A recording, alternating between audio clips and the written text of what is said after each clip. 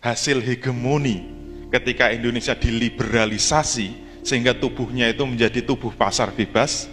Indonesia benar-benar menjadi negara yang sangat liberal. Hasilnya bisa kita lihat. Ini data tahun 2013. Dari penguasaan minyak bumi Indonesia, itu Pertamina sekarang tinggal 14,6%. Sisanya dikuasai asing, berarti berapa? Sekitar 86% dikuasai asing. Kenapa perubahan itu tiba-tiba drastis? Ini tonggaknya ketika diundangkan Undang-Undang Migas nomor 22 tahun 2001. Itu merubah seluruh undang-undang migas sebelumnya. Kalau undang-undang migas sebelumnya, justru pengelolaan migas Indonesia dari hulu sampai ke hilir itu diserahkan pada Pertamina. Maka zamannya Pak Harto, walaupun kita sangat mungkin banyak yang nggak suka dengan Pak Harto, tapi penguasaan Pertamina itu masih sekitar 90%. Asing itu 10%. Tapi begitu undang-undangnya dirubah, kemudian dipersilahkan liberalisasi migas di Indonesia itu dari hulu sampai ke hilir. Akhirnya yang langsung berubah itu hulunya. Sektor pengeboran minyak, penguasaan sumber-sumber minyak, sumur-sumur minyak, semuanya dikuasai asing. Pertamina tiba-tiba berbalik tinggal 14%. Dalam waktu yang sangat singkat. Cuma ini belum kafah gitu ya.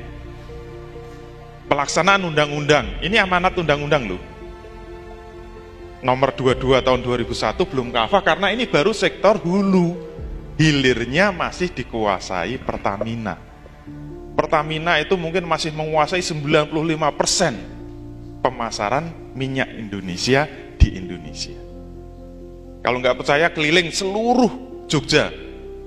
SPBU yang kita temui mereknya apa? Pertamina kan. Kalau berbeda paling Pertamini.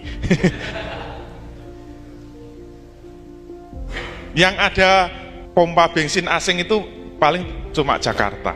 Mungkin ada Shell, ada Chevron, ada Petronas dan sebagainya itu Jakarta. Kenapa mereka tidak bisa masuk ke Jogja? Kenapa tidak bisa masuk ke Solo, ke Semarang? Ke seluruh Indonesia nggak masuk. Padahal yang daftar berapa? 800.000 itu data tahun 2007. Yang sudah mendaftar untuk buka pompa bensin di Indonesia 800.000. Tidak juga bisa buka. Kenapa? Karena Pertamina masih bisa menjual bensin di bawah harga pasar. 6.500 itu di bawah harga pasar internasional.